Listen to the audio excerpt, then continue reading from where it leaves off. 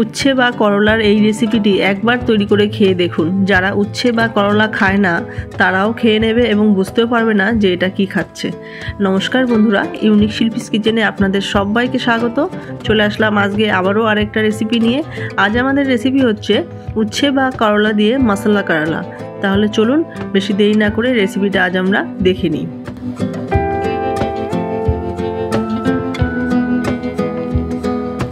রান্নাটি করার জন্য দেখুন বন্ধুরা, এখানে আমি 3 পিস করলা নিয়েছি। আপনারা উচ্ছেও নিতে পারেন। উচ্ছে আর করলা প্রায় সিমিলারই, তো উচ্ছেগুলো একটু ছোট হয় আর করলা একটু লম্বা আর বড় হয়।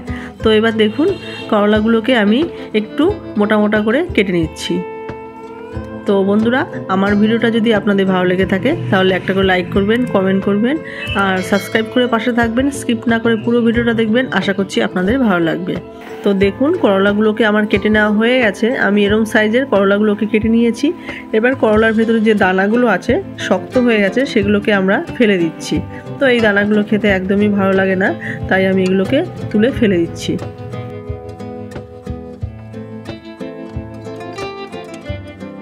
সবকটি করলার দানা আমি ফেলে নিয়েছি আর সব কেটেও নেওয়া হয়ে গেছে। এবার ভালো করে ধুয়ে ফ্রেশ করে নিয়েছি। এইবার করলাগুলোর উপরে সামান্য একটু লবণ আর সামান্য একটু হলুদ গুঁড়ো দিলাম। লবণ হলুদ দিয়ে এবার করলাগুলোকে আমি ভালো করে মাখিয়ে নিচ্ছি। লবণ হলুদ ভালো করে মাখিয়ে নেওয়া হয়ে গেছে। এবার করলাগুলোকে আমি একটু সাইড করে রেখে দিচ্ছি 10 মিনিটের জন্য। এদিকে থাকুক করলাগুলো, আর এদিকে আমরা কড়াই বসিয়ে দিয়েছি। কড়াইতে দিয়ে দিয়েছি পরিমাণ মতো সর্ষের তেল। তেলটা একটু গরম হয়ে গেলে তেলের মধ্যে আমরা দিয়ে দিচ্ছি 8 থেকে 10 কোয়া রসুন। রসুনটা একদম ছোট সাইজ বলে আমি 10 কোয়া দিচ্ছি, আর বড় হলে 4 থেকে 5 কোয়া রসুন দিলেই হবে। আর দিলাম 3টে ছোটো সাইজের কাঁচা লঙ্কা, আর দিয়ে দিচ্ছি স্লাইস করে কেটে নেওয়া 4 টুকরো নারকেল। এবার সব কিছু তেলের সঙ্গে আমি একটু লাল লাল করে ভেজে নেব। আর দিয়ে দিচ্ছি এখানে দেখুন বন্ধুরা 1.5 চামচ মতো ছোলার ডাল।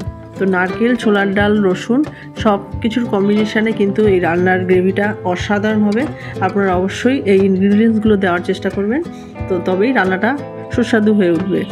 তো দেখুন কাঁচা লঙ্কাগুলো একটু ভাজা হয়ে গেছে বলে আমি আগেই তুলে নিচ্ছি। তো একটু তাড়াতাড়ি ভাজা হয়ে গেছে লঙ্কাগুলো, তাই তুলে রেখে দিচ্ছি। এইবার বাদবাকি যে ছোলার ডাল, নারকেল, রসুন রয়েছে সেগুলোকে আমরা লাল লাল করে ভেজে নেব।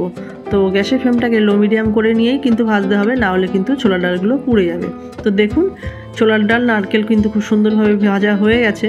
এবার এগুলোকে আমরা তেল থেকে ছেঁকে তুলে নেব। ছোলার ডাল আর নারকেলগুলো তেল থেকে ছেঁকে তুলে নিয়েছি। এবার যে কড়াইতে তেল ছিল সেই তেলের মধ্যেই আমরা উচ্ছেগুলোকে ভেজে নিচ্ছি। তো দেখুন উচ্ছেগুলোকে কিন্তু চেপে চেপেই দিলাম তেলের মধ্যে। যে উচ্ছের মধ্যে যে জল বেরিয়েছিল এক্সট্রা সেটাকে আমরা ফেলে দিয়েছি। এবার উচ্ছেগুলোকে আমরা ভালো মতো ভেজে নেব গ্যাসের ফ্লেমটাকে মিডিয়াম হাই করে নিয়ে।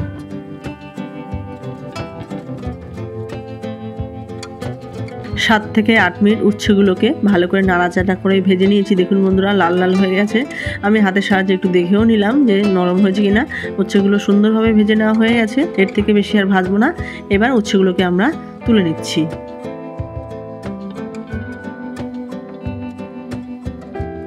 করলাগুলো সব ভেজে তুলে নেওয়া হয়ে গেছে।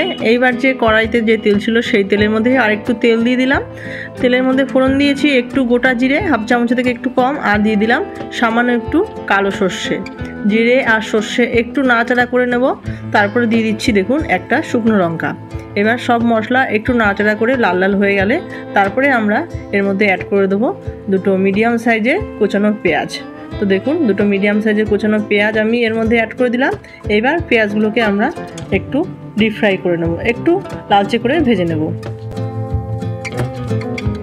পেঁয়াজ যাতে তাড়াতাড়ি ভাজা হয়ে যায় তার জন্য এখানে আমরা পরিমাণ অনুযায়ী একটু লবণ দিয়ে দিলাম।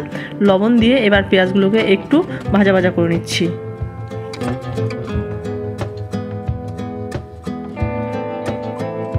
পেঁয়াজ এদিকে ভাজা হতে থাকুক। এদিকে আমরা দেখুন একটা মিক্সিং বাটিতে নিয়ে নিয়েছি মিডিয়াম সাইজের কুচানো টমেটো, আর নিয়ে নিয়েছি দেখুন যে ছোলার ডাল, রসুন, লঙ্কা, তারপরে নারকেল ভেজে রেখেছিলাম সেগুলোকে দিয়ে দিলাম মিক্সিং বাটিতে। দিয়ে দিলাম 2 টুকরো আদা আর সামান্য একটু জল দিয়ে এগুলোকে আমরা সুন্দরভাবে পেস্ট করে নেব।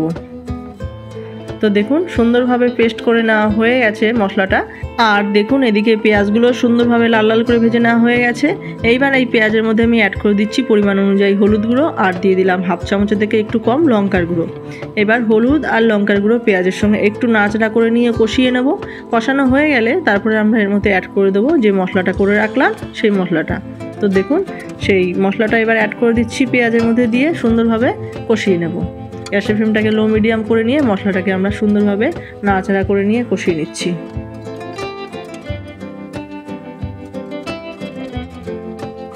সুন্দরভাবে নাড়াচাড়া করে নিয়েছি। আর মশলাটা যাতে না পুড়ে যায়, মিক্সিং বাটিতে কিছু মশলা লেগেছিল, সেই মিক্সিং বাটি ধোয়া জল একটু দিয়ে দিলাম এই মশলার সঙ্গে। এবার আবারও নাড়াচাড়া করে গ্যাসের ফ্লেমটাকে লো মিডিয়াম করে নিয়ে আমরা নাড়াচাড়া করে নিয়ে কষিয়ে নেব।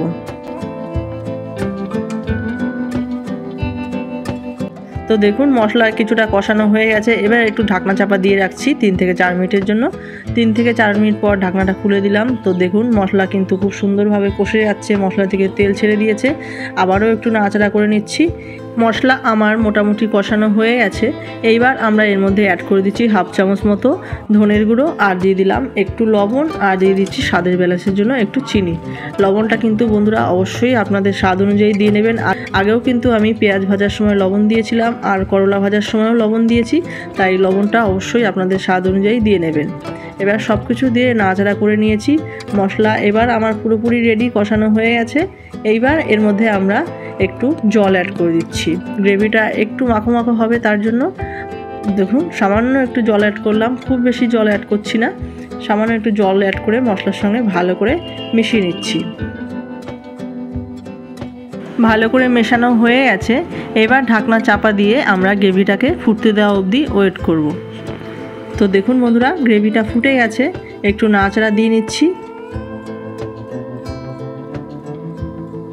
এইবার এই গ্রেভির মধ্যে আমরা অ্যাড করে দেবো আগে থেকে ভেজে রাখা করলাগুলো। তো দেখুন বন্ধুরা করলাগুলো গ্রেভির মধ্যে দিয়ে দিলাম, দিয়ে এবার আমরা ভালো করে নাড়াচাড়া করে মিশিয়ে নিচ্ছি গ্রেভির সঙ্গে। করলাগুলো গ্রেভির সঙ্গে ভালো করে মিশিয়ে নেওয়া হয়ে গেছে। এবার আবারও করলাগুলোকে আমরা ঢাকনা চাপা দিয়ে 4 থেকে 5 মিনিটের জন্য রান্না করে নিচ্ছি। 4 থেকে 5 মিনিট পর ঢাকনা চাপা খুলে নিলাম। তো দেখুন মশলা করলা কিন্তু আমার মোটামুটি রেডি হয়ে গেছে, প্রায় রেডি হয়ে গেছে। নাড়াচাড়া দিয়ে নিচ্ছি। এবার নামানোর আগে আমরা এর মধ্যে অ্যাড করে দিচ্ছি দেখুন বন্ধুরা হাফ চামচ মতো চাট মশলা, আর দিয়ে দিলাম সামান্য একটু গরম মশলা। চাট মশলার পরিবর্তে আপনারা কিন্তু আমচুর পাউডারও দিতে পারেন, তো দুটোই খেতে অসাধারণ লাগে।